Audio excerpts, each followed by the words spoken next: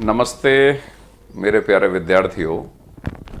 हम पढ़ रहे थे पाश्चात्य राजनीतिक विचारक प्लेटो, और लास्ट क्लास जो अपनी हुई थी उसमें प्लेटो के चिंतन पर विभिन्न राजनीतिक विचारकों का प्रभाव और प्लेटो का न्याय का सिद्धांत, ये दो जो टॉपिक थे इन पर अपनी लास्ट क्लास हुई थी। लेकिन प्लेटो का न्याय का सिद्धांत उस क्लास के अंतर्गत पूरा नहीं हुआ था। उसमें सिर्फ हमने इतना समझा था कि प्लेटो ने जो अपना न्याय का सिद्धांत दिया है उससे पहले तत्कालीन समय पर यूनान में जो न्याय के सिद्धांत प्रचलित थे, सोफिस्ट विचारकों के द्वारा जो न्याय के सिद्धांत प्रचलित थे, उनको प्लेटो खारिज करता है। उसके बाद फिर वो अपना न्याय का सिद्धांत देता है। तो लास्ट क्लास में हमने केवल बोर्ड पर समझने के स्तर पर प्लेटो ने जिन न्याय के प्रचलित सिद्धांतों को खारिज किया उनके बारे में चर्चा की थी, और नोट्स पर भी उनको रीड नहीं किया था। नोट्स के अलावा मैंने उनको बोर्ड पर समझाया था आपको। तो आज हम प्लेटो का न्याय का सिद्धांत, आज की जो क्लास है प्लेटो का बहुत ही हिट टॉपिक न्याय का सिद्धांत, उस पर आधारित है। उसमें जो पिछली क्लास में हमने समझ लिया था, एक बार उसकी रीडिंग भी पूरा करेंगे, फिर काफ़ी सारी चीज़ें समझेंगे और फिर बाद में उनकी रीडिंग करेंगे। तो लास्ट क्लास में हमने प्लेटो के न्याय के सिद्धांत में क्या समझा था कि प्लेटो ने अपने समय पर प्रचलित अपना न्याय का सिद्धांत देने से पहले अपने समय पर प्रचलित, जो कि पहले से चले आ रहे थे, न्याय के कुछ सिद्धांतों को खारिज किया था, बाद में अपना न्याय का सिद्धांत दिया था। तो प्लेटो का न्याय का सिद्धांत क्या है, इसको एक बार नोट्स के थ्रू पढ़ लेते हैं। जहां तक हम समझ चुके थे वहां तक नोट्स के थ्रू पढ़ लेते हैं, फिर हम पूरा प्लेटो का न्याय का सिद्धांत बोर्ड पर समझेंगे और फिर दोबारा नोट्स के थ्रू उनकी रीडिंग करेंगे। तो देखिए हम कहां तक समझ चुके थे लास्ट क्लास में। प्लेटो का न्याय का सिद्धांत। प्लेटो की मुख्य समस्या क्या है? प्लेटो की मुख्य समस्या एक ऐसे आदर्श राज्य का निर्माण करना है जिसमें किसी भी व्यक्ति को कोई परेशानी ना हो। परफेक्ट राज्य होना चाहिए जिसमें सभी व्यक्तियों को अपने व्यक्तित्व के विकास का अवसर प्राप्त हो, सभी व्यक्तियों का कल्याण हो, सभी व्यक्तियों का नैतिक चरित्र उच्चतम स्तर पर चला जाए, नैतिक विकास हो। ये प्लेटो के आदर्श राज्य का जो उसका विजन है ये है। अब ऐसा आदर्श राज्य प्लेटो जब बनाना चाहता है, जिसकी कल्पना वो रिपब्लिक पुस्तक में करता है, तो ऐसा आदर्श राज्य कब बनेगा? जिसमें सभी व्यक्तियों के नैतिक चरित्र का उच्चतम विकास हो। वो कब बनेगा? जब वो न्याय पर आधारित होगा। मतलब प्लेटो न्याय पर आधारित एक आदर्श राज्य की कल्पना करता है। अब पॉइंट आता है कि सब प्लेटो की नज़र में न्याय क्या है? तो सामान्यतः न्याय शब्द हमारे सामने आता है तो न्याय शब्द आते ही हमारा ध्यान तुरंत कोर्ट कचहरी पे चला जाता है। तो यहाँ ये अंतर करना है कि प्लेटो का जो न्याय है वो वर्तमान में स्थित वैधानिक या कानूनी न्याय नहीं है। प्लेटो का जो न्याय का सिद्धांत है वो आत्मा के अंदर की अवस्था है, नैतिक न्याय से उसका संबंध है। तो प्लेटो का न्याय क्या है? जब प्लेटो अपना न्याय का सिद्धांत देगा तो उससे पहले प्रचलित कुछ न्याय के सिद्धांतों को खारिज करेगा, फिर अपना न्याय का सिद्धांत देगा। तो ये हम कुछ इसमें से कुछ हम पिछली क्लास में समझ चुके थे। एक बार नोट्स के थ्रू रीड करते हैं, केवल उतना ही रीड करेंगे जहां तक समझ चुके थे, फिर दोबारा समझेंगे और फिर नोट्स पर रीड करेंगे। तो देखो हम कहां तक समझ चुके थे। प्लेटो का न्याय का सिद्धांत।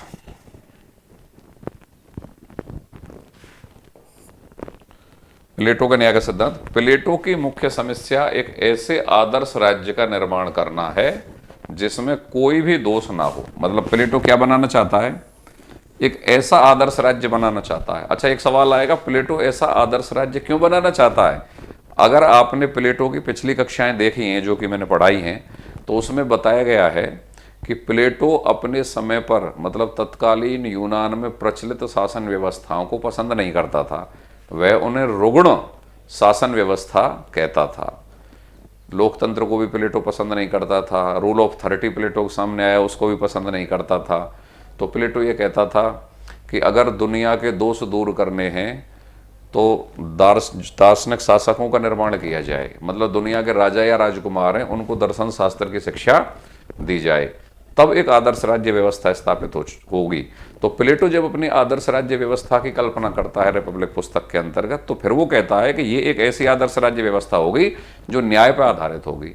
जब ये न्याय पर आधारित होगी तो इस न्याय के थ्रू प्रत्येक व्यक्ति जब गुजरेगा तो उसमें किसी भी प्रकार की कोई समस्या होगी ही नहीं, और जब कोई समस्या नहीं होगी तो फिर यह आदर्श राज्य बन जाएगा। तो देखो प्लेटो क्या कह रहा है। प्लेटो की मुख्य समस्या एक ऐसे आदर्श राज्य का निर्माण करना है जिसमें कोई भी दोष ना हो। इसके निर्माण की कल्पना प्लेटो अपनी कौन सी पुस्तक में करता है, यह सवाल बनेगा। प्लेटो अपने आदर्श राज्य की कल्पना कौन सी पुस्तक में करता है? रिपब्लिक में।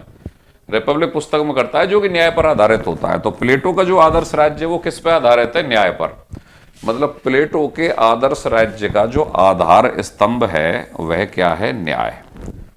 तो प्लेटो का आदर्श राज्य क्या है, उसका वर्णन प्लेटो कैसे करता है, उसकी व्यवस्था कैसी है, इसको समझने से पहले सबसे पहले प्लेटो के न्याय को समझना जरूरी हो जाता है। तो क्या है प्लेटो का न्याय? देखिए,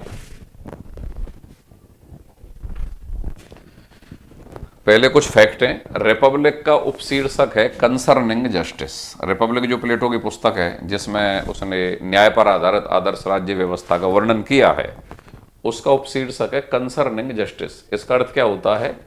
न्याय से संबंधित। कंसर्निंग जस्टिस, इसका अर्थ है न्याय से संबंधित। ये एक फैक्ट है, इसको पढ़ लेना, आता है ये कि रिपब्लिक का उपशीर्षक क्या है? Concerning justice. इसका अर्थ क्या होता है? न्याय से संबंधित। प्लेटो का न्याय नैतिक न्याय है, ना कि वैधानिक। देखो प्लेटो के न्याय की विशेषता है ये। कैसा न्याय है प्लेटो का? नैतिक न्याय। कैसा नहीं है? ना कि वैधानिक। वैधानिक या कानूनी न्याय वो होता है जो कोर्ट कचहरी में होता है। तो प्लेटो जब अपने न्याय का सिद्धांत दे रहा है तो उसके न्याय का संबंध कोर्ट कचहरी से नहीं है, उसके न्याय का संबंध आत्मा के अंदर की अवस्था से है। आत्मा के अंदर की अवस्था से वो स्टार्ट होता है और राज्य के अंतर्गत भी पाया जाता है। जब तीनों वर्ग अपने कार्य क्षेत्रों में अपना अपना कार्य करेंगे दार्शनिक राजा के नियंत्रण में रहते हुए, ये चीज अभी हम समझेंगे। तो यहाँ पे पॉइंट पकड़ो, प्लेटो का न्याय कैसा है? नैतिक न्याय है, ना कि वैधानिक। ठीक है। न्याय को ग्रीक भाषा में डेकायोजन, ये शब्द पकड़ लेना है आपको। एग्जामिनर आजकल इस प्रकार के सवाल नेट जेआरएफ के एग्जाम में, असिस्टेंट प्रोफेसर या राजस्थान में आयोजित होने वाले स्कूल लेक्चरर के एग्जाम में बार बार ऐसे सवाल आ रहे हैं। एग्जामिनर डायरेक्ट सवाल पूछेगा, ग्रीक भाषा में दिए गए शब्द डेकायोजन का अर्थ प्लेटो के चिंतन में क्या है? तो उत्तर क्या आएगा? न्याय। न्याय को ग्रीक भाषा में डेकायोजन कहते हैं और इसका अर्थ क्या है? नागरिकता या नीति परायणता। ये फैक्ट जरूर रटो भाई। ग्रीक भाषा में न्याय को क्या बोलते हैं? डेकायोजन। और इसका अर्थ क्या होता है? नागरिकता या नीति परायणता। अगर आपको एग्जैक्टली ऐसा फैक्ट याद नहीं है तो आप तुक्के से भी आंसर नहीं कर पाओगे। और वर्तमान समय पर राजनीति विज्ञान में जिस तरीके के पेपर राजस्थान में सेट हो रहे हैं पिछले 4-5 साल से, तो उनमें तो आप ये समझिए कि तैयारी के स्तर पर कोई लिमिट नहीं है। जितने अधिक फैक्ट रट सकते हो वो रटो, जितना अधिक कंसेप्ट क्लियर कर सकते हो वो करो। मतलब सारी लिमिट हट चुकी है तैयारी के लेवल की। तो ये फैक्ट है भाई, इनको याद करना है। न्याय को ग्रीक भाषा में डेकायोजन कहते हैं और इसका अर्थ क्या होता है? नागरिकता या नीति परायणता। ठीक है। अपने न्याय का सिद्धांत देने से पहले प्लेटो तत्कालीन समय में प्रचलित सोफिस्ट विचारकों के न्याय के सिद्धांतों को खारिज करता है। ऐसे सिद्धांत निम्नलिखित हैं। जैसा कि मैंने अभी आपको बताया कि अपना स्वयं का न्याय का सिद्धांत देने से पहले प्लेटो ने उस समय पर प्रचलित न्याय के पहले से चले आ रहे सिद्धांतों को खारिज किया और फिर बाद में अपना सिद्धांत दिया।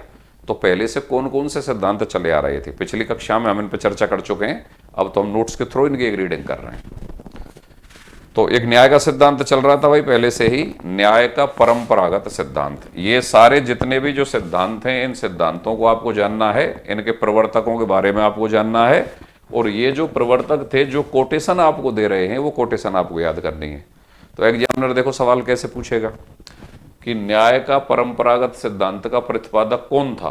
तो देखो उत्तर क्या है? इसके प्रवर्तक सिफेलस और पॉलीमार्कस थे। सिफेलस कौन है? पिता। और पॉलीमार्कस कौन है? उसका पुत्र।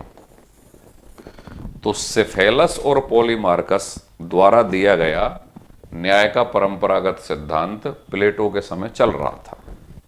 अब ये क्या कहते हैं सिफेलस और पॉलीमार्कस? वो देखो, सिफेलस कहता है न्याय सत्य बोलना और अपना कर्ज चुकाना है। ये कोटेशन है सिफेलस की, जो याद कर लेना।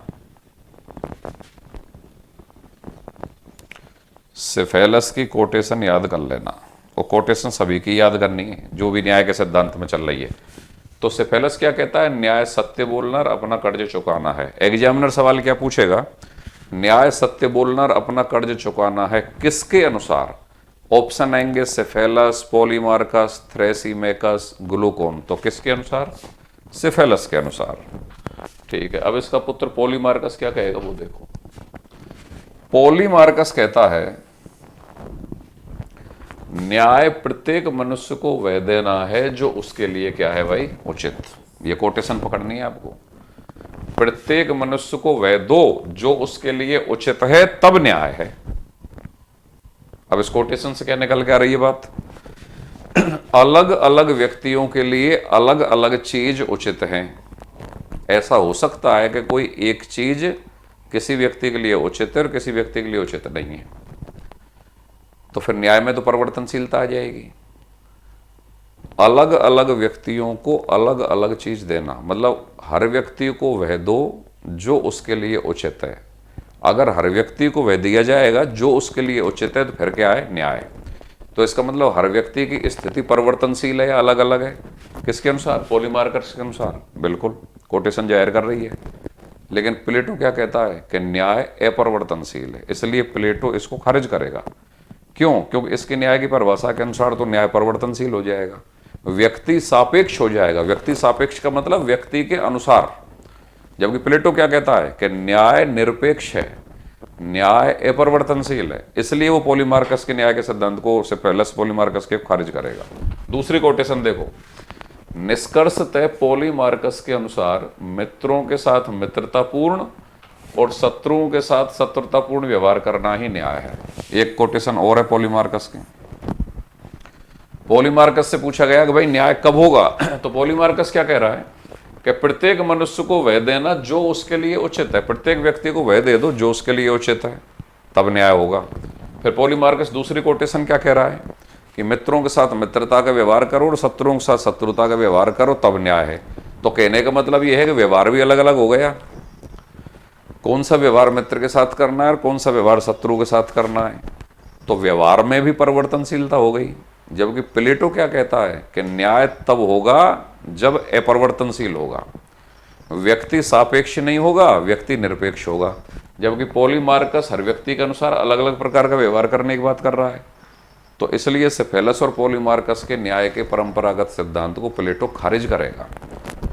क्यों करेगा? क्योंकि इनके अनुसार न्याय परिवर्तनशील है, व्यक्ति सापेक्ष है। प्लेटो के अनुसार न्याय अपरिवर्तनशील है, निरपेक्ष है, सार्वभौमिक है।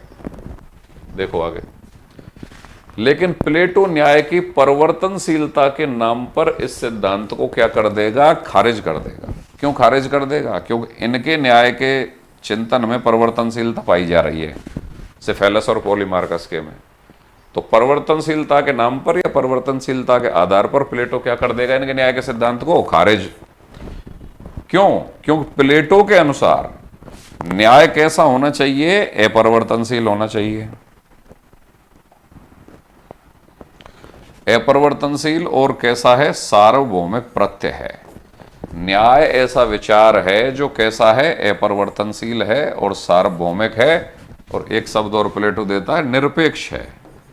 जबकि इनके अनुसार कैसा है? परिवर्तनशील है, व्यक्ति सापेक्ष है।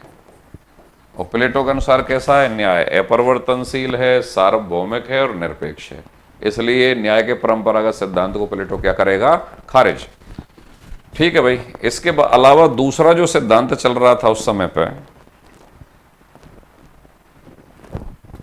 न्याय का आमूल परिवर्तनवादी सिद्धांत या उग्रवादी सिद्धांत। देखो इनको आपको पकड़ना है, इन शब्दों को बिल्कुल याद रखना है। एग्जामिनर ने 50 बार विभिन्न परीक्षाओं में पूछा होगा कि न्याय का उग्रवादी सिद्धांत किसने दिया? थ्रेसीमेकस ने। उग्रवादी का ही एक दूसरा नाम और है आमूल परिवर्तनवादी सिद्धांत। किसने दिया? थ्रेसीमेकस ने। तो न्याय का आमूल परिवर्तनवादी सिद्धांत या उग्रवादी सिद्धांत किसने दिया? थ्रेसीमेकस ने। अब थ्रेसीमेकस क्या कहता है वो देखो। थ्रेसीमेकस के अनुसार न्याय शक्तिशाली का हित है। ये कोटेशन बहुत बार पढ़ी होगी आप लोगों ने। न्याय शक्तिशाली का हित है, अर्थात जिसकी लाठी उसकी भैंस। थ्रेसीमेकस से पूछा गया कि न्याय कब होगा न्याय उस स्थिति को कहते हैं जब शक्तिशाली का हित होता है। तो शक्तिशाली का हित या जिसकी लाठी उसकी भैंस, ये किसके चिंतन के अकॉर्डिंग है न्याय? थ्रेसिमेकस के। अब प्लेटो इसको भी खारिज करेगा भाई। अच्छा, एक और कोटेशन बार बार आती है एम.बी. फोस्टर की। ये स्कूल लेक्चरर शायद 2020 में जो परीक्षा हुई थी उसमें ये सवाल पूछा गया था राजस्थान में। एम.बी. फोस्टर ने थ्रेसिमेकस के न्याय के सिद्धांत की तुलना मार्क्सवादी सिद्धांत से की है। ये बहुत बड़ा सवाल है भाई। थ्रेसिमेकस का जो न्याय का उग्रवादी या आमूल परिवर्तनवादी सिद्धांत है, जिसमें थ्रेसिमेकस ये कहता है कि न्याय शक्तिशाली का हित है, तो इसकी तुलना एम.बी. फोस्टर नामक आधुनिक विचारक किसके चिंतन से कर रहा है? मार्क्स के चिंतन से। अब आपको मार्क्स पढ़ाएंगे आगे तो आप ये देखोगे कि मार्क्स क्या कहता है। मार्क्स जब समाजों का वर्णन करता है तो वो दो वर्ग बताता है कि एक तो शक्तिशाली वर्ग और एक शक्तिहीन वर्ग। जो शक्तिशाली वर्ग है वह सत्तावान वर्ग है, समाज के संसाधनों पर उसका कब्जा है, और दूसरा जो वर्ग है वह शासित वर्ग है, जिसको अलग अलग समाजों में उसने अलग अलग नाम दिया है। कहीं उसने उसको दास कहा है, कहीं उसने उसको किसान या सर्फ कहा है, और पूंजीवाद में उसको सर्वहारा या श्रमिक कहा है, जो कि शासित वर्ग है। तो मार्क्स कहता है कि किसी भी प्रकार की समाज व्यवस्था में न्याय हमेशा शक्तिशाली का हित ही होता है और शक्तिशाली के साथ ही होता है। जो शासित है, जो अधीन है, जो सर्वहारा है, वह क्या है? उसके साथ पूंजीवाद में कभी भी न्याय नहीं हो सकता। पूंजीवाद में जो शक्तिशाली जो वर्ग है वह है पूंजीपति। तो न्याय क्या है मार्क्स के अनुसार? पूंजीपति का हित या शक्तिशाली वर्ग का हित न्याय है। यही बात थ्रेसिमेकस बोल रहा है कि न्याय क्या है? शक्तिशाली का हित ही न्याय है। इसलिए एक सवाल और बनता है कि थ्रेसिमेकस का राजनीतिक चिंतन वर्तमान या आधुनिक समय पर कौन से विचारक के चिंतन में पुनर्जीवित हुआ है? मार्क्स के चिंतन में पुनर्जीवित हुआ है। तो देखो ये क्या कह रहा है। एम.बी. फोस्टर ने थ्रेसिमेकस के न्याय के सिद्धांत की तुलना मार्क्सवादी सिद्धांत से की है, क्योंकि मार्क्स पूंजीवादी व्यवस्था में पूंजीपतियों के हित को ही क्या कहता है? न्याय। मार्क्स कहता है कि पूंजीवादी व्यवस्था में श्रमिक या सर्वहारा के साथ न्याय हो ही नहीं सकता, क्योंकि पूंजीवादी व्यवस्था में सारे संसाधनों पर जो पूरा कब्जा है वो पूंजीपति का है। तो पूंजीवादी व्यवस्था में जो न्याय होगा वो पूंजीपति का हित ही होगा, या पूंजीपति का हित ही न्याय है। तो थ्रेसिमेकस का चिंतन आधुनिक समय पर किसके राजनीतिक चिंतन में पुनर्जीवित हो गया? मार्क्स के में। ये बात कौन कह रहा है? एम.बी. फोस्टर कह रहा है। तो सवाल एम.बी. फोस्टर पर टिकता है। एग्जामिनर ने सवाल इस प्रकार पूछा है कि थ्रेसिमेकस का राजनीतिक चिंतन वर्तमान समय पर मार्क्स के चिंतन में पुनर्जीवित हो गया, ये किसने कहा है? एम.बी. फोस्टर ने कहा है। और बाई चांस ऐसा पूछ लिया जाए कि एम.बी. फोस्टर के अनुसार थ्रेसिमेकस का न्याय का राजनीतिक चिंतन वर्तमान समय पर किस विचारक के राजनीतिक चिंतन में अभिव्यक्त हुआ है, तो उत्तर क्या आ जाएगा? मार्क्स। थ्रेसिमेकस का न्याय का यह सिद्धांत आधुनिक समय किसके चिंतन में अभिव्यक्त हुआ है भाई? मार्क्स के चिंतन में अभिव्यक्त हुआ है या पुनर्जीवित हुआ है। इसका भावार्थ निकलता है कि शासक का हित ही क्या है? न्याय है। थ्रेसिमेकस क्या कह रहा है? शक्तिशाली का हित ही न्याय है। तो शक्तिशाली कौन होता है? जो शासक वर्ग होता है। फिर तो क्या हो गया भाई? शासक का हित ही न्याय हो गया। और एक कोटेशन और आ गई थ्रेसिमेकस की ओर से, चूंकि शक्तिशाली का हित ही अगर न्याय है तो फिर आलोचक कहेंगे कि वह तो अन्याय होगा, जो हो जाएगा बेचारे किन के साथ हो जाएगा? जो शक्तिहीन है उनके साथ अन्याय हो जाएगा। तो फिर थ्रेसिमेकस कहता है कि शक्तिशाली का हित ही न्याय है, भले ही ये अन्याय है। अतः अन्याय न्याय से बेहतर है अगर वह शक्तिशाली का हित कर रहा है। ये थ्रेसिमेकस कहता है। तो इस कोटेशन को वापस पकड़ना, अन्याय न्याय से बेहतर है। कौन कह रहा है ये बात? थ्रेसिमेकस कह रहा है ये बात। ये है क्वेश्चन का पॉइंट। थ्रेसिमेकस पे आपको 4 शब्द पकड़ने हैं कि न्याय का आमूल परिवर्तनवादी सिद्धांत या न्याय का उग्रवादी सिद्धांत किसने दिया? थ्रेसिमेकस ने दिया। सबसे हिट कोटेशन तो वो है कि न्याय शक्तिशाली का हित है। किसने कहा? थ्रेसिमेकस ने। थ्रेसिमेकस का राजनीतिक चिंतन आधुनिक समय पर किसके न्याय के किसके चिंतन में व्यक्त हुआ है या पुनर्जीवित हुआ है? मार्क्स के चिंतन में हुआ है। दो कोटेशन थ्रेसिमेकस की ये पकड़ लेना। चूंकि शक्तिशाली का हेतु न्याय है, अतः शासक शक्तिशाली होता है, इसलिए शासक का हेतु न्याय है। किसके अनुसार? थ्रेसिमेकस के अनुसार। और फिर एक ये पकड़ लेना, अन्याय न्याय से बेहतर है। ये बात कौन कह रहा है? थ्रेसिमेकस। ठीक है भाई। तीसरा सिद्धांत है न्याय का यथार्थवादी सिद्धांत या व्यवहारवादी सिद्धांत। इनके दो दो नाम हैं, आमूल परिवर्तनवादी या उग्रवादी सिद्धांत तो थ्रेसिमेकस का, और एक आ गया न्याय का यथार्थवादी सिद्धांत या व्यवहारवादी सिद्धांत। इसमें दो विचारक पढ़ोगे, ग्लूकोन और एंडीमेट्स। देखो ग्लूकोन तो प्लेटो का भाई है। मैक्सिमम किताबों में न्याय का यथार्थवादी सिद्धांत या व्यवहारवादी सिद्धांत ग्लूकोन द्वारा प्रस्तुत किया हुआ बताया गया है। कुछ किताबों में ग्लूकोन व एंडीमेट्स दोनों के नाम आते हैं, तो तुम दोनों को पकड़ लो। अगर दोनों में से एक आया तो ग्लूकोन आएगा, और अगर दोनों आ गए तो फिर कई विद्यार्थी नहीं पकड़ पाएंगे कि दूसरा कौन है, तो तुम पकड़ लेना दूसरा कौन है। ग्लूकोन के साथ एंडीमेट्स, तो दोनों को पकड़ लो। इन्होंने न्याय का यथार्थवादी या व्यवहारवादी सिद्धांत दिया। अब यथार्थवादी या व्यवहारवादी सिद्धांत के अनुसार न्याय क्या है, मतलब ग्लूकोन और एंडीमेट्स के अनुसार न्याय क्या है। इनके अनुसार न्याय भय का शिशु है। भय मतलब डर, उसका शिशु है। कहने का मतलब यह है न्याय भय का शिशु है और कमजोरों की आवश्यकता है। ये दो कोटेशन पकड़नी है आपको बस। एग्जामिनर डायरेक्ट सवाल पूछता है न्याय भय का शिशु है और कमजोरों की आवश्यकता है, न्याय के किस सिद्धांत के अनुसार? यथार्थवादी या कौन सा सिद्धांत है? व्यवहारवादी सिद्धांत के अनुसार। अब न्याय भय का शिशु है, इसका मतलब क्या है? इन विचारकों का यह मानना है कि सामान्यतः मनुष्य न्यायपूर्ण व्यवस्था को पसंद नहीं करते हैं, क्योंकि सामान्यतः मनुष्य अपनी स्वतंत्रता के हिसाब से अपना जीवन यापन करना चाहते हैं, लेकिन जब जीवन यापन की उनकी सुरक्षा को खतरा हो जाता है तब वो न्यायपूर्ण व्यवस्था में रहना पसंद करते हैं। सामान्य स्थिति में नहीं करते। जब वो कमजोर होते हैं और अपनी सुरक्षा खुद नहीं कर पाते हैं, जब उनको खतरा हो जाता है, भय हो जाता है अपनी सुरक्षा का, तब भय के कारण न्यायपूर्ण व्यवस्था को पसंद करते हैं। अर्थात न्यायपूर्ण व्यवस्था कब आई? जब भय हुआ। तो पहले क्या हुआ? भय हुआ। फिर बाद में क्या आया? न्यायपूर्ण व्यवस्था आई। तो न्याय किसका शिशु हो गया? भय का। ये कह रहे हैं ये। तो देखो क्या कह रहे हैं, न्याय भय का शिशु है तथा कमजोरों की आवश्यकता है। ये कोटेशन बार बार पूछी जाती है। भय का शिशु है तथा कमजोरों की आवश्यकता है। किसके अनुसार?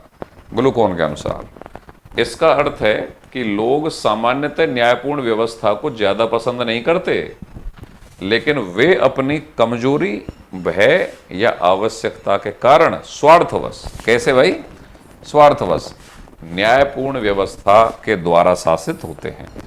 कहने का मतलब यह है कि सामान्यतः तो न्यायपूर्ण व्यवस्था को पसंद नहीं करते, क्योंकि वो उनकी स्वतंत्रता, स्वच्छंदता पर लगाम लगाती है, लेकिन स्वार्थवश, कमजोरीवश या भयवश न्यायपूर्ण व्यवस्था के द्वारा शासित होने को स्वीकार कर लेते हैं। तो यह है न्याय का व्यवहारवादी या यथार्थवादी सिद्धांत। किसने दिया है? ग्लूकोन और एंडीमेट्स। अब प्लेटो भाई इसको भी खारिज करेगा। अच्छा एक चीज और देखो, वर्तमान समय पर यथार्थवादी या व्यवहारवादी न्याय का सिद्धांत हॉब्स, सामाजिक समझौतावादी विचारक है भाई, हॉब्स के चिंतन में दिखाई देता है। ये बड़ा सवाल है। देखो सुनिए, आगे एक विचारक आएगा हॉब्स, जिसको हम पढ़ाएंगे, वह सामाजिक समझौतावाद का प्रतिनिधि विचारक है। सामाजिक समझौतावाद एक ऐसा सिद्धांत है जिसका यह मानना है कि राज्य का निर्माण लोगों ने आपस में समझौता करके किया है। उसमें हॉब्स जो होगा, जो शुरुआती विचारक होगा, प्रतिनिधि विचारक होगा, वो क्या कहेगा कि राज्य के निर्माण से पहले जो प्राकृतिक अवस्था थी वो बिल्कुल अराजक अवस्था थी। उसमें कोई भी व्यक्ति किसी को कभी भी लूट सकता था, मार सकता था, उसके सामान को छीन सकता था।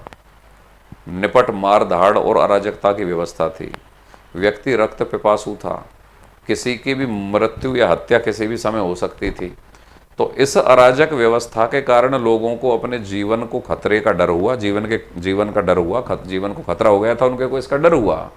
तो फिर उन लोगों ने अपने जीवन की रक्षा करने के लिए, उस प्राकृतिक अवस्था से बचने के लिए आपस में समझौता किया। फिर वो न्यायपूर्ण व्यवस्था या बाद में जो राज्य व्यवस्था अस्तित्व में आती है वो आई।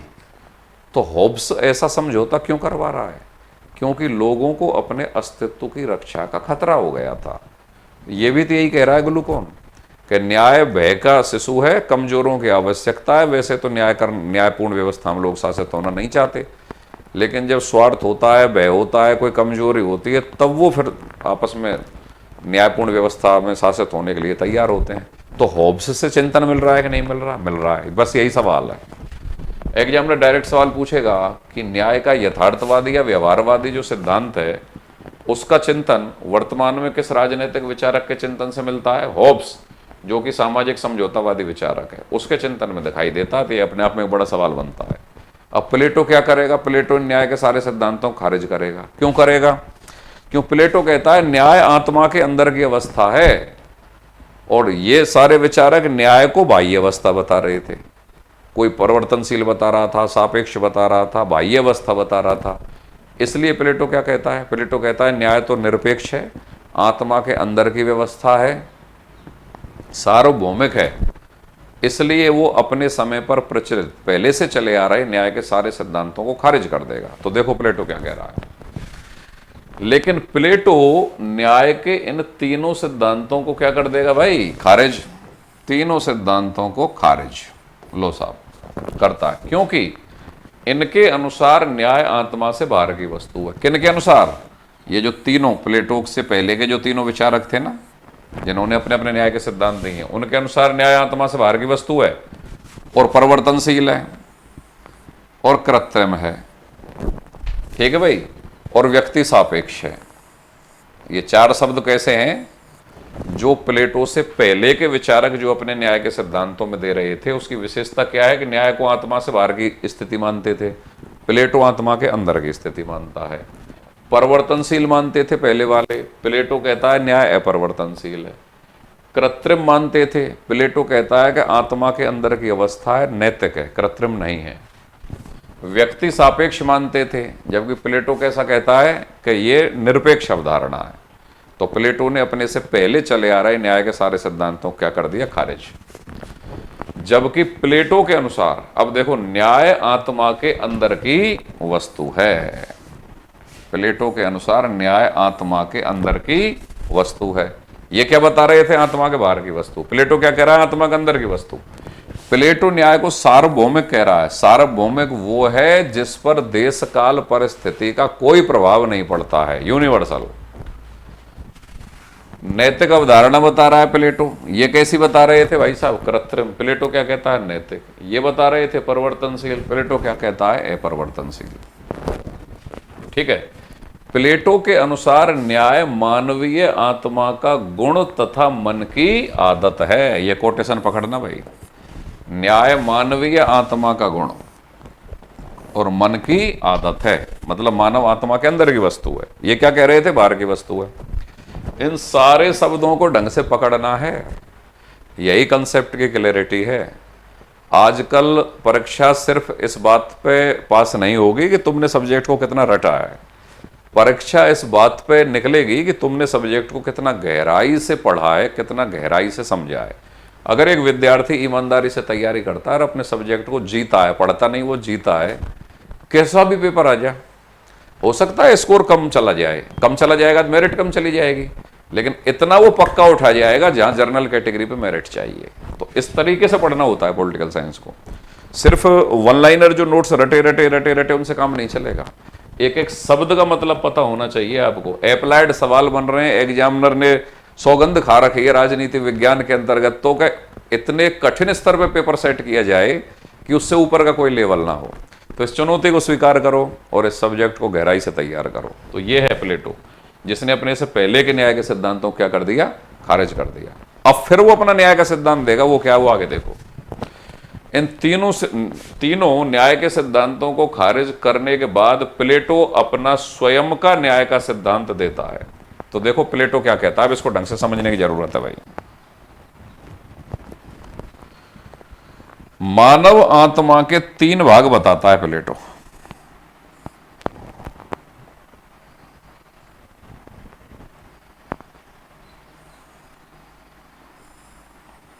हर चीज को पकड़ना। बुद्धि, संकल्प और वेदना। देखो यहां कुछ फैक्ट हैं जो आपको रटने पड़ेंगे और उसके बाद को समझने का भी है।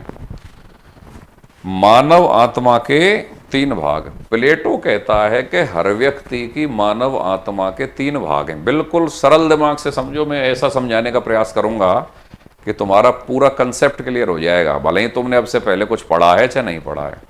देखो सुनिए, प्लेटो क्या कह रहा है कि मानव आत्मा के 3 भाग होते हैं।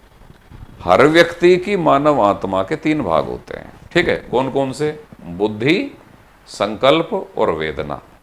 हर व्यक्ति की मानव आत्मा, उसके 3 भाग, बुद्धि, संकल्प और वेदना। इन तीनों भागों के मिलने से मानव आत्मा बनती है। ठीक है, अगला पॉइंट देखो। इन तीनों भागों के 3 सद्गुण होते हैं। बुद्धि का सद्गुण होता है विवेक या ज्ञान। मानव आत्मा का जो भाग बुद्धि है ना, उसका सद्गुण क्या होता है? विवेक या ज्ञान। सद्गुण का मतलब क्या है? मानव आत्मा के बुद्धि वाले भाग को जो श्रेष्ठता प्राप्त होती है या उत्कृष्टता प्राप्त होती है, वह किससे प्राप्त होती है? विवेक या ज्ञान वाले सद्गुण से। कौन से सद्गुण से? विवेक या ज्ञान वाले सद्गुण से। सद्गुण क्या है? मानव आत्मा की श्रेष्ठ स्थायी अभिवृत्ति जो उसको श्रेष्ठता या उत्कृष्टता प्राप्त करने का प्रयास करती है। ये तो मैंने वह परिभाषा बता दी आपको जो आरएएस मेंस एग्जाम में नीति शास्त्र के अंतर्गत या पुराने टाइम के आरएएस मेंस में फिलॉसफी के अंतर्गत 2 नंबर की 2 लाइन की आती थी, आता था। सद्गुण क्या होता है? मनुष्य की श्रेष्ठ स्थायी अभिवृत्ति जिसको प्राप्त करने का वह प्रयास करता है, क्योंकि इस अभिवृत्ति के प्राप्त होने से आत्मा में श्रेष्ठता या उत्कृष्टता आती है। तो मैं यहाँ सरल भाषा में बात कर रहा हूँ, हम पढ़ रहे हैं ऑब्जेक्टिव टाइप की परीक्षा के लिए राजनीति विज्ञान, तो आप सीधे पॉइंट पकड़िए। प्रत्येक प्लेटो के अनुसार न्याय क्या है हम ये समझ रहे हैं, तो आप आगे देखें। प्रत्येक व्यक्ति की मानव आत्मा के 3 भाग हैं, बुद्धि, संकल्प और वेदना। ठीक है, मानव आत्मा के इन 3 भागों को उत्कृष्टता प्राप्त करने के लिए 3 सद्गुण हैं। कौन से? विवेक या ज्ञान, साहस और संयम। विवेक या ज्ञान वाले सद्गुण से उत्कृष्टता मानव आत्मा के कौन से भाग को प्राप्त होती है? बुद्धि वाले को। साहस से उत्कृष्टता संकल्प वाले को, और संयम से उत्कृष्टता वेदना को, वेदना वाले मानव आत्मा के वेदना वाले भाग को। तो मानव आत्मा के 3 भाग और उन तीनों को श्रेष्ठता प्रदान करने वाले 3 सद्गुण। तो बुद्धि का सद्गुण क्या है? विवेक या ज्ञान। संकल्प का सद्गुण क्या है? साहस। और वेदना का सद्गुण क्या है? संयम। समझ गए? ये फैक्ट है, बिल्कुल ऐसे कैसे पूछे जाएंगे। ठीक है, अब ये जो 3 सद्गुण हैं या 3 भाग हैं, एक लाइन और समझ लेना। प्लेटो कहता है राज्य व्यक्ति का विराट रूप है। राज्य और समाज प्लेटो और अरस्तु की दृष्टि में एक ही थे। यूनानी विचारकों की दृष्टि में राज्य और समाज एक हैं, क्योंकि वहां पे छोटे छोटे नगर राज्य होते थे, तो वही तो उनका राज्य होता था और वही उनका क्या होता था? समाज होता था। तो प्लेटो एक लाइन और बोलता है कि राज्य व्यक्ति का विराट रूप है। तो यहां पर व्यक्ति 3 प्रकार के हो जाएंगे। ऐसे व्यक्ति जिनकी मानव आत्मा में बुद्धि या ज्ञान की प्रधानता है, ऐसे व्यक्ति जिनकी मानव आत्मा में संकल्प या साहस की प्रधानता है, ऐसे व्यक्ति जिनकी मानव आत्मा के अंतर्गत वासना, तृष्णा या लालसा की प्रधानता है। तो प्लेटो ने समाज या राज्य में 3 वर्ग बताए हैं। वो 3 वर्ग क्यों बताए हैं? क्योंकि मानव आत्मा के 3 प्रकार के भाग हैं। तो जिस व्यक्ति की मानव आत्मा में जोन सा प्रकार का भाग या जोन से प्रकार का सद्गुण ज्यादा प्रभावी होता है, उसके अनुरूप ही वह समाज या राज्य के उसी वर्ग में चला जाता है। तो 3 सद्गुण, 3 मानव आत्मा के भाग और उनके अनुरूप ही समाज या राज्य में 3 लोगों के वर्ग। तो देखो आगे देखो, 3 वर्ग।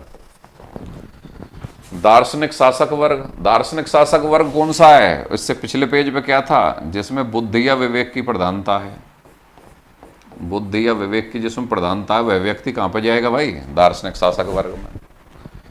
सैनिक वर्ग। सैनिक वर्ग में कौन जाएगा? जिसमें साहस की प्रधानता है। किसकी प्रधानता है? साहस की। और तीसरे प्रकार के उत्पादक वर्ग। उत्पादक वर्ग एक बार बैक फ्लैश में देखिए।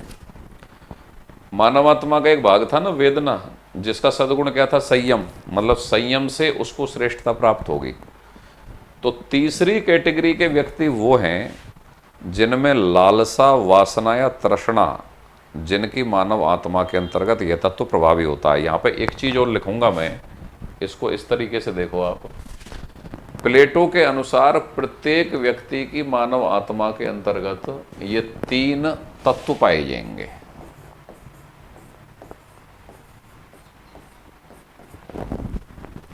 बुद्धि या विवेक। कुछ लोग ऐसे होते हैं जिनमें बुद्धि या विवेक अधिक प्रधान होता है।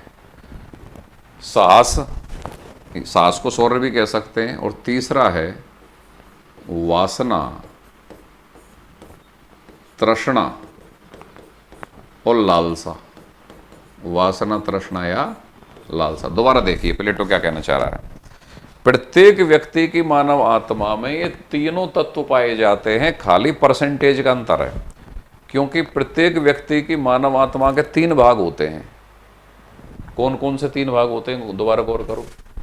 बुद्धि, संकल्प और वेदना प्रत्येक व्यक्ति की मानव आत्मा के 3 भाग। समझ गए? ठीक है।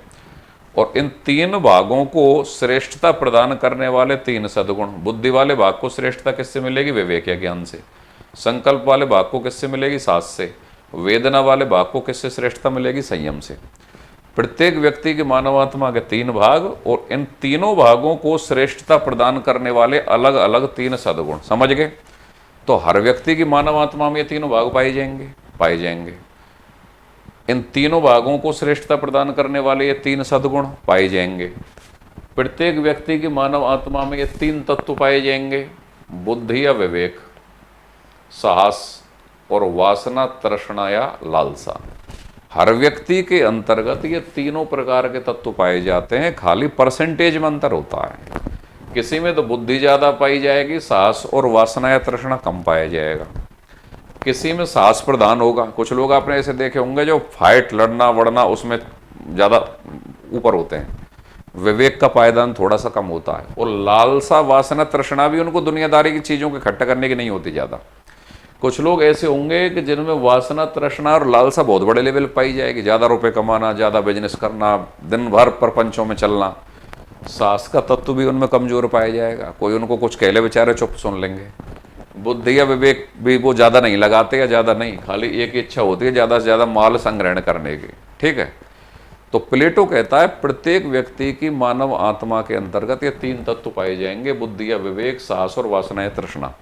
क्योंकि पिछले पेज पे आपने पढ़ा है प्रत्येक व्यक्ति की मानव आत्मा के 3 भाग हैं, बुद्धि, संकल्प और वेदना। प्रत्येक व्यक्ति की मानव आत्मा के 3 भाग हैं। ठीक है।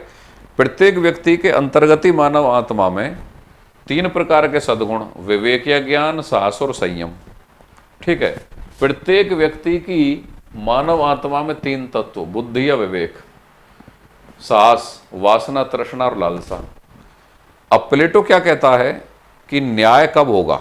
यहां पे एक चीज और गौर करो। इसके बाद प्लेटो 3 वर्ग बताता है। एक लाइन पढ़ी है ना आपने कि राज्य व्यक्ति का विराट रूप है। तो राज्य में 3 प्रकार के वर्ग बताता है प्लेटो। तो जैसे व्यक्ति की मानव आत्मा में 3 प्रकार के तत्व पाए जाते हैं, या 3 प्रकार के गुण पाए जाते हैं, इनको तत्व की बजाय एक शब्द और दे दो आप, गुण। कौन कौन से? बुद्धि या विवेक, साहस और वासना। प्रत्येक व्यक्ति की मानव आत्मा में होंगे ये। किसी के में कोई सा तत्व प्रभावी होगा, किसी के में कोई सा प्रभावी होगा। तो प्लेटो कहता है कि व्यक्ति की मानव आत्मा में जो गुण या जो तत्व प्रभावी है, व्यक्ति को समाज या राज्य में उसी वर्ग में जाना चाहिए। इन गुणों के 3 गुणों के अनुसार प्लेटो ने समाज या राज्य में 3 वर्ग बना दिए। एक वर्ग तो दार्शनिक शासक वर्ग हो गया। इसमें कौन लोगों को जाना चाहिए? जिनमें बुद्धि या विवेक प्रभावी है, वो कहां पे जाना चाहिए उनको? दार्शनिक शासक वर्ग में। जिन लोगों में साहस का तत्व प्रभावी है, मतलब प्रभावी साहस है, थोड़ा बहुत बुद्धि भी पाई जाएगी, थोड़ा बहुत वासना या तृष्णा पाई जाएगा, लेकिन प्रभावी क्या होगा? साहस। तो जिसमें साहस का तत्व प्रभावी है, उनको समाज के कौन से वर्ग में जाना चाहिए? सैनिक वर्ग में। और जिसमें वासना या तृष्णा या लालसा प्रभावी है, उनको समाज के कौन से वर्ग में जाना चाहिए? उत्पादक वर्ग या व्यापारी वर्ग में। तो प्लेटो कहता है कि ये तीनों ही तत्व प्रत्येक व्यक्ति की मानव आत्मा में पाए जाएंगे।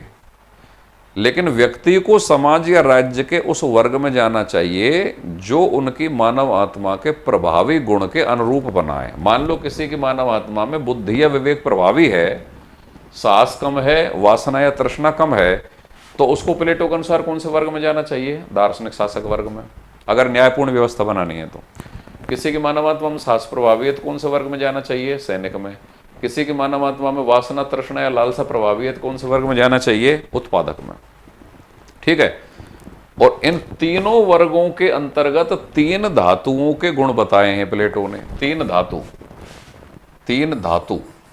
3 धातु या 3 तत्वों से तुलना की है। स्वर्ण तत्व से तुलना किनकी की है? दार्शनिक शासकों की।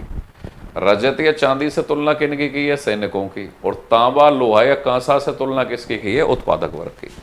तो यहां पर ये 5 पॉइंट आपको पकड़ने हैं।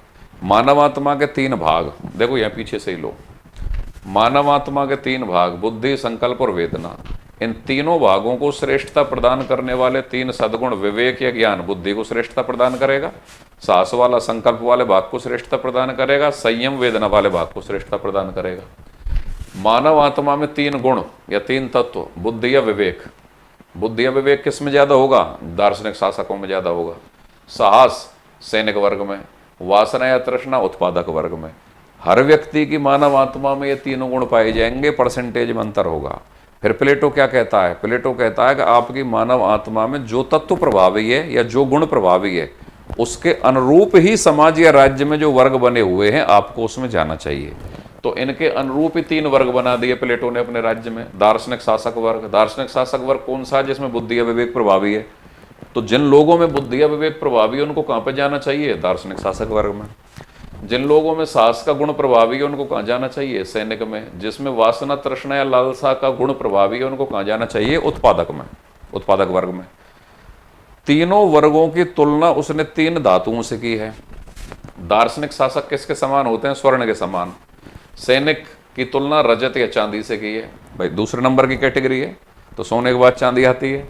और उत्पादक वर्ग की तुलना तांबा लोहा या कांसा से की है। तो प्लेटो के ये 5 पॉइंट, 3 ये और 2 पिछले पेज पे, ये आपको एग्जैक्ट आने चाहिए। अब यहां से आगे वो अपने न्याय के सिद्धांत की परिभाषा देगा। अब सुनिए आप। प्लेटो के अनुसार न्याय 2 प्रकार का। 2 प्रकार का भाई कौन कौन सा? एक तो व्यक्तिगत न्याय और एक सामाजिक या राजनीतिक न्याय। तो देखो 2 प्रकार का न्याय कौन सा प्लेटो के अनुसार?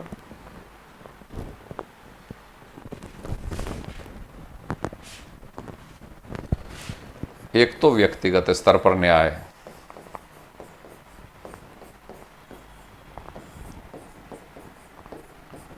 और दूसरा सामाजिक या राजनीतिक। अच्छा, प्लेटो की दृष्टि में या अरस्तु की दृष्टि में सामाजिक और राजनीतिक एक ही बात है।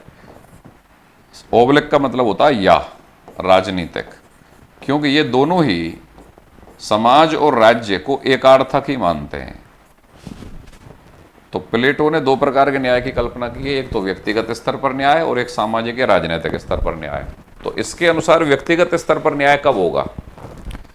जब व्यक्ति के विवेक या बुद्धि के नियंत्रण में उसका साहस या शौर्य तथा वासना तृष्णा या लालसा, ये दोनों प्रकार के तत्व विवेक के नियंत्रण में रहेंगे, तब व्यक्तिगत स्तर पर न्याय है। अगर आज की दृष्टि में प्रासंगिकता देखें तो बिल्कुल सटीक बैठती है। तुमने बहुत सारे लोगों को देखा होगा कि जिनका साहस या शौर्य उनके विवेक के नियंत्रण में नहीं होता। तो जिसका साहस या शौर्य अगर विवेक के नियंत्रण में नहीं होता तो मार धाड़ मचाएगा कि नहीं मचाएगा दुनिया में, और जेल में चला जाएगा। बाद में जब साहस या शौर्य का तत्व थोड़ा उतरता है तो फिर वो सोचता है यार ये लड़ाई वड़ाई करके तो बड़ा बेकार कर लिया, 10-5 साल की जेल और हो गई। अगर उनके विवेक के नियंत्रण में उनका साहस या शौर्य होता तो वो बुरे दिन नहीं देखने पड़ते। ठीक है, ठीक ऐसे ही गौर करो। तुमने देखा होगा कि आईएएस ऑफिसर बन के रिश्वत लेके जेल में चला गया, आरएएस ऑफिसर, बहुत सारे लोग, थानेदार, SP, deputy SP, JEN, AEN, सारे डिपार्टमेंट की बात कर रहा हूं मैं, किसी पर्टिकुलर की बात नहीं कर रहा। ये लोग बड़े अच्छे पढ़े लिखे होते हैं, बड़ी अच्छी परीक्षाएं पास करते हैं, लेकिन जेल में चले गए। तो मन में विचार आता होगा ना कि यार इनकी लाइफ में ऐसी क्या कमी थी कि इन्होंने ऐसा कर लिया और अपनी लाइफ को स्पॉइल कर लिया, खराब कर लिया। कुछ नहीं किया, प्लेटो को फॉलो नहीं किया कि इनका वासना, तृष्णा या लालसा वाला जो तत्व था ना, वो असल में प्रभावी ज्यादा था। ये तो बस परीक्षा में थोड़ा मटेरियल रटा, डिस्क्रिप्टिव टाइप का इन्होंने एग्जाम दिया। कई बार डिस्क्रिप्टिव टाइप एग्जाम में ऐसे भी नंबर आ जाते हैं जो नहीं आने चाहिए। बहुत अच्छा लिखने पे खराब नंबर आ जाते हैं, और सामान्य लिखने पे भी कई बार मुकद्दर में जब उच्च राजपद लिखा होता है तो सिलेक्शन हो जाता है। तो वहाँ पहुँच गए भाई साहब। पहुँच जाने के बाद विवेक का तत्व उनका ठीक ठाक था, कोई दिक्कत नहीं, परीक्षा पास कर ली। लेकिन असल में एक छिपा हुआ गुण था वासना, लालसा या तृष्णा का, वो उससे भी ज्यादा प्रभावी था। तो जैसे ही सीट पे बैठेंगे तो वो गुण अपना रोल प्ले करेगा कि नहीं करेगा? करेगा। और फिर व्यक्ति का विवेक तो हो जाएगा नीचे, और वासना, तृष्णा या लालसा का तत्व हो जाएगा ऊपर। फिर वो क्या कैलकुलेशन करेगा? फिर कैलकुलेशन करेगा कि मुझे 100 करोड़ इकट्ठा करना है, 50 करोड़, अगली 3 पीढ़ी का इंतजाम, मुझे स्टारडम मिलना चाहिए सोसाइटी में। और इस चक्कर में फिर वो एंटी करप्शन ब्यूरो, एसीबी के राडार पर आ जाएगा और अंदर चला जाएगा। तो न्याय कब होगा? न्याय तब होगा प्लेटो की दृष्टि में व्यक्तिगत स्तर पर, जब उसके विवेक के नियंत्रण में उसका साहस तथा वासना, तृष्णा या लालसा का तत्व रहे। यहां पे एक चीज कंसेप्ट क्लियर करने की है कि आप ये सवाल उठा सकते हो, साहब किसी की मानव आत्मा में अगर लालसा या तृष्णा का तत्व प्रभावी है तो फिर भी विवेक के नियंत्रण में रहेगा क्या? बिल्कुल रहेगा। कि अगर आपकी मानव आत्मा में वासना, तृष्णा या लालसा का तत्व प्रभावी है तो उसको आप सकारात्मक रूप से प्रयोग करो, उत्पादक वर्ग में चले जाओ और प्रोडक्शन करो, रुपए कमाओ। लेकिन इसका मतलब ये थोड़ी है कि बेलगाम हो जाने दो। शासित वो विवेक या बुद्धि के द्वारा ही होगा। अगर आपके अंतर्गत साहस का तत्व प्रभावी है तो आप आईपीएस बन जाओ, कमांडो बन जाओ, आर्मी में चले जाओ, कहीं पे भी चले जाओ, वहां आप साहस का परिचय दो। लेकिन साहस का परिचय देने का मतलब ये नहीं है विवेक को खो देना, वो भी विवेक के अकॉर्डिंग ही निर्देशित होगा। तो दोबारा सुन लीजिए, प्लेटो की दृष्टि में व्यक्तिगत स्तर पर न्याय कब होगा? जब विवेक या बुद्धि के नियंत्रण में उस व्यक्ति का साहस या शौर्य का तत्व भी रहे और वासना, तृष्णा और लालसा का तत्व भी रहे।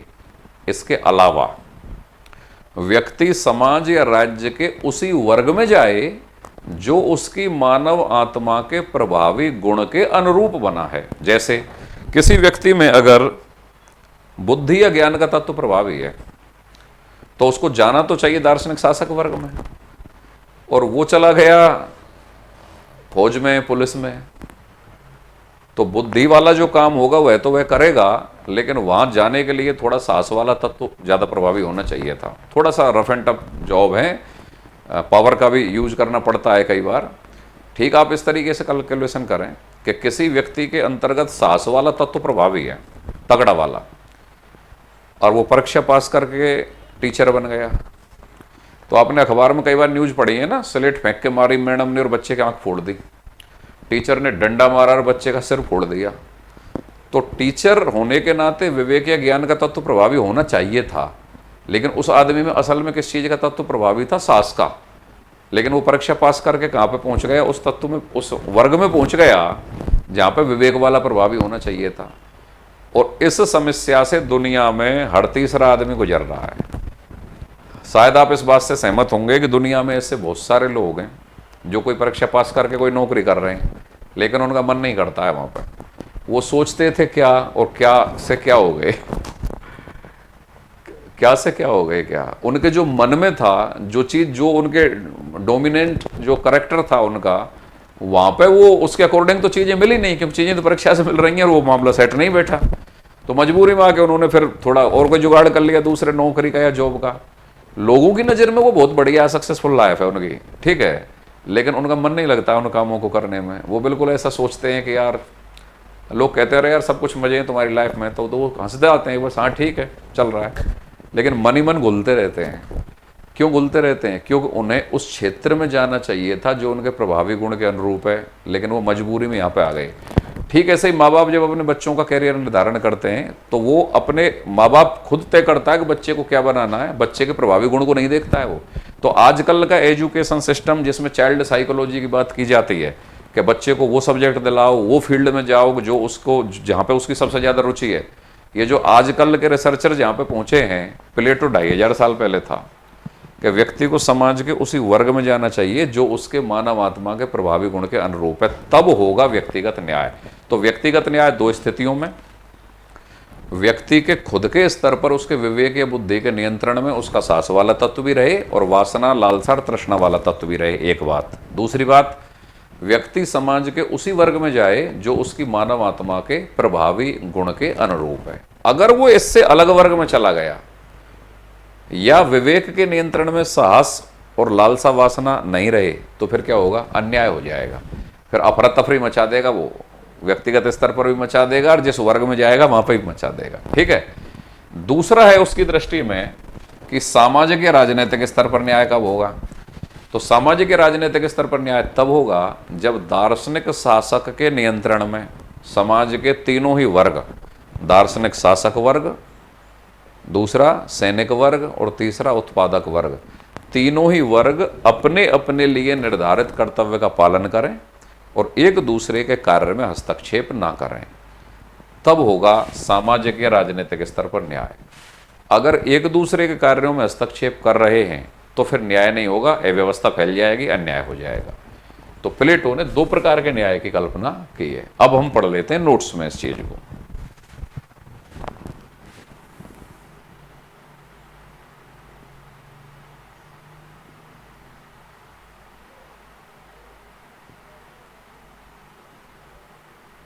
हाँ जी, देखिए, प्लेटो के अनुसार न्याय दो प्रकार का होता है। व्यक्तिगत स्तर पर न्याय यह तब होता है जबकि व्यक्ति के विवेक के नियंत्रण में, देखो अभी वही चीज आएगी सब कुछ जो आपको समझा दी गई है। व्यक्ति के किसके नियंत्रण में? विवेक के नियंत्रण में। तो देखो व्यक्तिगत स्तर पर भी प्लेटो विवेक की, ज्ञान की या बुद्धि की प्रधानता स्वीकार कर रहा है। कल आपको पढ़ाया था ज्ञान की संप्रभुता का सिद्धांत, मतलब ज्ञान की संप्रभुता या सर्वोच्चता का सिद्धांत। तो व्यक्तिगत स्तर पर भी किसकी प्रधानता स्वीकार कर रहा है? विवेक की। तो विवेक के नियंत्रण में उसका साहस वाला तत्व भी रहे तथा लालसा, वासना या तृष्णा वाला तत्व भी रहे। समझ गए भाई? लालसा, वासना या तृष्णा के तत्व रहे तथा व्यक्ति समाज या राज्य के उसी वर्ग में जाए, पॉइंट की बात, जो उसकी मानव आत्मा के प्रभावी गुण के अनुरूप है। यही चीज बताइए भैया आपको। ठीक है। अब प्लेटो के अनुसार राज्य व्यक्ति का विराट रूप है। ये कोटेशन आप याद कर लेना, बार बार परीक्षाओं में आती है। राज्य व्यक्ति का विराट रूप है। व्यक्ति का विराट रूप कैसे? क्योंकि व्यक्ति की मानव आत्मा में तीन तत्व, जो उनसा तत्व प्रभावी है, हर व्यक्ति उसी वर्ग में चला जाएगा। तो जैसा व्यक्ति वैसा उसका वर्ग। समझ गए? तो व्यक्ति का विराट रूप। प्लेटो के अनुसार राज्य व्यक्ति का विराट रूप है, अर्थात जैसे व्यक्ति की मानव आत्मा के गुण, उनके अनुरूपी समाज या राज्य के तीन वर्ग। ठीक है। दूसरा है प्लेटो का सामाजिक या राजनीतिक न्याय। पहला तो व्यक्तिगत स्तर पर न्याय हो गया, दूसरा सामाजिक या राजनीतिक स्तर पर न्याय। ये क्या है? जो आपको अभी बताया है। प्लेटो के अनुसार सामाजिक या राजनीतिक स्तर पर न्याय तब होता है जब दार्शनिक शासक के नियंत्रण में, यहां पे फिर गौर करना, दार्शनिक शासक वह है जो दार्शनिक शासक वर्ग में भी सबसे बुद्धिमान है, मतलब पूरे राज्य में सबसे बुद्धिमान है। तो व्यक्तिगत स्तर पर भी ज्ञान की या विवेक की संप्रभुता और सामाजिक या राजनीतिक स्तर पर भी ज्ञान की संप्रभुता, मतलब दार्शनिक शासक की संप्रभुता। तो कब होगा सामाजिक या राजनीतिक स्तर पर न्याय? जब दार्शनिक शासक के नियंत्रण में रहकर समाज के तीनों वर्ग एक दूसरे के कार्यों में हस्तक्षेप किए बिना, मतलब हस्तक्षेप नहीं कर रहे हैं भाई, तो कैसे रह रहे हैं? ये हस्तक्षेपवादी न्याय। इसको श्रम विभाजन भी कहते हैं। मतलब अलग अलग व्यक्तियों का अलग अलग कार्य निर्धारित हो गया, सब अपना अपना काम कर रहे हैं, लेबर डिवीजन प्लेटो के न्याय की विशेषता है। एक दूसरे के कार्यों में हस्तक्षेप किए बिना अपने लिए निर्धारित कर्तव्य का पालन करते हैं। तो सामाजिक राजनीतिक स्तर पर भी न्याय हो जाएगा। अब प्लेटो के न्याय सिद्धांत की विशेषता देख लो, समझ आप पूरा चुके हो, सारी चीज आपकी समझ में आ जाएगी। नैतिक अवधारणा है, वैधानिक नहीं। ये आपने बिल्कुल पकड़ में आ गई होगी। प्लेटो का न्याय का सिद्धांत नैतिक है कि वैधानिक? पूरा समझ गए होंगे। वैधानिक नहीं है, कानूनी नहीं है। वैधानिक कानूनी कोर्ट कचहरी वाला नहीं है। कैसा है भाई? नैतिक अवधारणा। दूसरा, व्यक्तिगत तथा राजनीतिक दोनों ही स्तरों पर ज्ञान की संप्रभुता प्रतिपादित की है। बिल्कुल समझ में आ गई होगी भाई। व्यक्तिगत स्तर पर भी विवेक के नियंत्रण में साहस को और लालसा को रखा है, व्यक्तिगत स्तर पर भी विवेक या ज्ञान की संप्रभुता। और राजनीतिक या सामाजिक स्तर पर भी दार्शनिक शासक के नियंत्रण में सभी को रखा है। और दार्शनिक शासक कौन है? जो सबसे बुद्धिमान है, जो सत्यम शिवम सुंदरम का अर्थ जानता है। तो सामाजिक स्तर पर भी, राजनीतिक स्तर पर भी ज्ञान की संप्रभुता। तो व्यक्तिगत तथा राजनीतिक दोनों ही स्तरों पर ज्ञान की संप्रभुता प्रतिपादित की है। ज्ञान की संप्रभुता का सिद्धांत आपको कल पढ़ा दिया है। प्लेटो ने किससे ग्रहण किया है? सुकरात से। प्लेटो के न्याय के सिद्धांत में अधिकार भाव नहीं है, कर्तव्य का भाव पाया जाता है। देखो एक चीज समझ लेना, अरस्तु के चिंतन में तो अधिकार का भाव पाया जाएगा, और प्लेटो के में किसका पाया जाएगा? कर्तव्य का भाव पाया जाता है। कर्तव्य का कैसे? कि समाज का प्रत्येक वर्ग अपने अपने लिए निर्धारित कर्तव्य का पालन करेगा, हस्तक्षेप करते हुए, मतलब दूसरे वर्ग के कार्यों में हस्तक्षेप नहीं करेगा, अपने लिए जो निर्धारित है उस कर्तव्य का पालन करेगा। तो किसका भाव पाया जाता है प्लेटो के चिंतन में? कर्तव्य का। अधिकार का पाया जाता है क्या? नहीं। तो प्लेटो के न्याय के सिद्धांत में अधिकार का भाव नहीं, कर्तव्य का भाव पाया जाता है। ठीक है। कार्य विशेषीकरण का सिद्धांत, देखो इन शब्दों पे गौर करना। एग्जामिनर बार बार सवाल पूछता है कि निम्नलिखित में से प्लेटो के न्याय के सिद्धांत की विशेषताओं में क्या शामिल है या क्या शामिल नहीं है। तो अब आपने प्लेटो का न्याय का सिद्धांत पढ़ लिया है, अब देखें कार्य विशेषीकरण का सिद्धांत। हाँ भाई, प्लेटो के न्याय सिद्धांत में कार्य विशेषीकरण या श्रम विभाजन पाया जा रहा है कि नहीं पाया जा रहा? पाया जा रहा है। कार्य विशेषीकरण का सिद्धांत वह होता है, कार्य को विभाजित कर दो और जो व्यक्ति जितना योग्य है उससे उस अनुपात में कार्य को उसको दे दो। तो कार्य का विभाजन है, श्रमिक वर्ग वो उत्पादक वर्ग अपना कार्य करेगा, दार्शनिक शासक अपना करेगा, सैनिक अपना करेगा, कोई किसी के कार्य में हस्तक्षेप नहीं करेगा। तो कार्य विशेषीकरण का सिद्धांत है। हस्तक्षेप का सिद्धांत बिल्कुल है, क्यों कोई भी वर्ग एक दूसरे कार्यों में हस्तक्षेप नहीं कर रहा। न्याय के उचित केंद्रता का सिद्धांत, यह भी एक इंपॉर्टेंट शब्द है। न्याय के उचित केंद्र का सिद्धांत, जो व्यक्ति जिस प्रभावी गुण के अनुरूप है वह उसी केंद्र पर चला जाए, मतलब अपने उचित केंद्र पर चला जाए। इसको न्याय के उचित केंद्र का सिद्धांत भी कहते हैं। ये सारे शब्दों को पकड़ लेना। एग्जामिनर पूछेगा प्लेटो के न्याय सिद्धांत में क्या विशेषता है या नहीं है, तो ये सारे शब्द आएंगे। विशेषज्ञता का सिद्धांत, बिल्कुल जो व्यक्ति की मानवात्मा में जौन सा गुण प्रभावी है वह उसी अनुरूप समाज के वर्ग में जाएगा, मतलब विशेषज्ञता। ये नहीं है कि गुण प्रभावी नहीं है और दूसरे में चला जाए, तो इसको विशेषज्ञता का सिद्धांत बोलते हैं। तो ये है। श्रम विभाजन का सिद्धांत, कार्यों का विशेषीकरण और श्रम विभाजन एक ही बात होती है। तो ये सारी विशेषता प्लेटो के न्याय के सिद्धांत में है। आगे देखो, प्लेटो के न्याय के सिद्धांत को न्याय सद्गुण की अन्य सभी सद्गुणों में सामंजस्य व समन्वय बनाए रखने की प्रवृत्ति के कारण एम.बी. फोस्टर ने न्याय का आंगिक या रचना प्रकल्प मूलक सिद्धांत या ऑर्गेनिक थ्योरी या सावयवी सिद्धांत या आर्किटेक्टियन थ्योरी कहा है। बहुत ही हिट एंड फिट सवाल। इसका मतलब समझ लो आप। तीन प्रकार के सद्गुण मानव आत्मा में जब उचित अनुपात में होते हैं, प्लेटो क्या कहता है कि जब मानव आत्मा में तीन प्रकार के सद्गुण उचित अनुपात में होते हैं तो एक चौथा सद्गुण अपने आप उत्पन्न होता है, वह है न्याय। यह मुख्य सद्गुण माना जाता है, सबसे महत्वपूर्ण सद्गुण माना जाता है न्याय का। प्लेटो ये कहता है।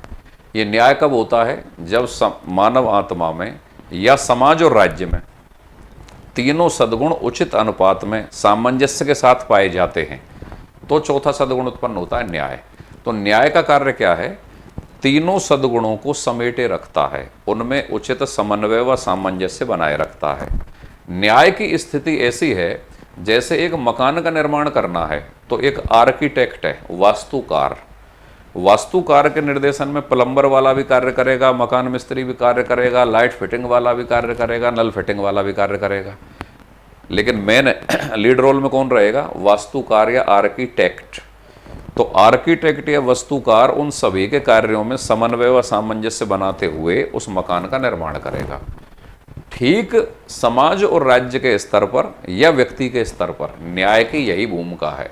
इसलिए इसको आर्किटेक्टियन थ्योरी या वास्तुकारिता का सिद्धांत भी कहते हैं, क्योंकि प्लेटो के अनुसार जिस प्रकार एक वास्तुकार मिस्त्री, मजदूर, नल फिटिंग, लाइट फिटिंग, प्लम्बर वाला, इन सभी के कार्यों में समन्वय और सामंजस्य करते हुए उचित मकान का निर्माण करता है, ठीक ऐसे ही न्याय नामक सद्गुण अन्य सभी सद्गुणों को समेटते हुए आदर्श राज्य व्यवस्था का निर्माण करता है। उसकी भूमिका एक आर्किटेक्ट की तरह है। इसलिए प्लेटो के न्याय के सिद्धांत को एम बी फोस्टर, ये शब्द पकड़ लेना, किसने कहा है, आया हुआ सवाल है, एम बी फोस्टर ने कहा है। क्या कहा है भाई, आर्किटेक्टियन थ्योरी या वास्तुकारिता का सिद्धांत। अब ये सारे शब्द पकड़ो। न्याय का आंगिक सिद्धांत, आंगिक सिद्धांत क्या है, जिस प्रकार बहुत सारे अंगों के मिलने से शरीर का निर्माण होता है, उसी प्रकार आर्किटेक्ट बहुत सारे कार्यों के मिलने से एक भवन का निर्माण करता है। तो इसलिए इसको आंगिक सिद्धांत भी बोला जाता है, आंगिक। ठीक है, आंगिक को इंग्लिश में ऑर्गेनिक थियरी भी बोला जाता है। एक और शब्द है सावयवी, जैसे बहुत सारे अवयवों के मिलने से सावयव का निर्माण होता है, शरीर के बहुत सारे अंगों के मिलने से पूरे शरीर का निर्माण होता है। तो आंगिक या सावयवी एक ही बात होती है। ऑर्गेनिक इंग्लिश वर्ड है किसका, आंगिक का। तो आंगिक, ऑर्गेनिक या सावयवी एक ही बात होती है। इसका मतलब क्या होता है, जैसे शरीर के बहुत सारे अंगों के मिलने से पूरे शरीर का निर्माण होता है, बहुत सारे कार्यों के मिलने से, मकान मिस्त्री का कार्य, मजदूर का कार्य, लाइट वाले का, प्लम्बर वाले का, उनके कार्यों को करने से मकान का निर्माण होता है। ऐसे ही न्याय बहुत सारे सद्गुणों का उचित सामंजस्य और समन्वय बनाते हुए आदर्श राज्य व्यवस्था का निर्माण करता है। तो आदर्श राज्य व्यवस्था का आधार क्या हो जाएगा, न्याय हो जाएगा। इन सारे शब्दों का मतलब ये है, ये सारे शब्द पकड़ो। तो एम बी फोस्टर ने प्लेटो के न्याय के सिद्धांत को क्या कहा है, गौर करिए। न्याय का आंगिक सिद्धांत, रचना प्रकल्प मूलक सिद्धांत, ऑर्गेनिक थ्योरी, सावयवी सिद्धांत, आर्किटेक्टियन थ्योरी, और एक शब्द और बता देता हूं, वो भी सुन लिख लो, वास्तुकारिता का सिद्धांत। वास्तुकारिता, क्योंकि वास्तुकारिता शब्द कहां से आया, एक शब्द आपने पढ़ा आर्किटेक्टियन थ्योरी। आर्किटेक्ट को हिंदी में वास्तुकार बोलते हैं, तो आर्किटेक्टियन थ्योरी, इसको हिंदी में बोला जाएगा वास्तुकारिता का सिद्धांत। तो एग्जामिनर ये सवाल भी उठा सकता है कि प्लेटो के न्याय के सिद्धांत को वास्तुकारिता का सिद्धांत किसने बोला, एम बी फोस्टर ने। तो ये सारे शब्द किसने दिए हैं, एम बी फोस्टर ने। इस पूरे पैराग्राफ का मतलब ये है। सेवाइन, सेवाइन कहता है न्याय एक बंधन है जो समाज को एक साथ बांध कर रखता है। ठीक है, ये अलग अलग कोटेशन है भाई, अलग अलग विचारकों की, ये रटने वाला मामला है, इसको रटना। सीएल वेपर, प्लेटो के न्याय सिद्धांत को उपयुक्त प्रावधान, उपयुक्त प्रावधान किसके लिए, उत्पादक वर्ग के लिए। उपयुक्त संरक्षण किसका, सैनिक वर्ग उसमें संरक्षण करता है। उपयुक्त नेतृत्व दार्शनिक शासक का नाम देता है। तो सीएल वेपर क्या कह रहा है कि प्लेटो के न्याय के सिद्धांत में आपने देखा कि तीनों वर्ग अपना अपना कार्य कर रहे हैं। तो उपयुक्त प्रावधान भी पाया जाता है किसका, उत्पादक वर्ग का। उपयुक्त संरक्षण भी पाया जाता है किसका, सैनिक वर्ग का। उपयुक्त नेतृत्व भी पाया जाता है किसका, दार्शनिक शासक का। लेकिन इस प्लेटो के न्याय के सिद्धांत की भारतीय विचारक डॉक्टर अंबेडकर आलोचना करेंगे। अंबेडकर कहेंगे ये तो भारत की पुरातन पंथी वर्ण व्यवस्था के समान है, जैसे ब्राह्मण, क्षत्रिय, वैश्य, शूद्र वाला, कि भाई तीन वर्गों में बांट दिया, अपने अपने कार्य निर्धारित कर दिए, एक दूसरे के मामले में हस्तक्षेप नहीं है। तो ये तो जो भेदभाव पर आधारित पुरानी भारतीय समाज की वर्ण व्यवस्था के समान है, यह कहते हुए डॉक्टर अंबेडकर इसकी आलोचना करेंगे। तो वो क्या कह रहे हैं, प्लेटो के तीन वर्गों, भाई प्लेटो तीन वर्गों में समाज को बांटता है, वह तीन आत्माओं के सिद्धांत की आलोचना भी की है। उनके अनुसार प्लेटो के तीन वर्गों में दिया गया समाज का वर्गीकरण प्राचीन भारतीय भेदभाव पूर्ण वर्ण व्यवस्था से मिलता जुलता है।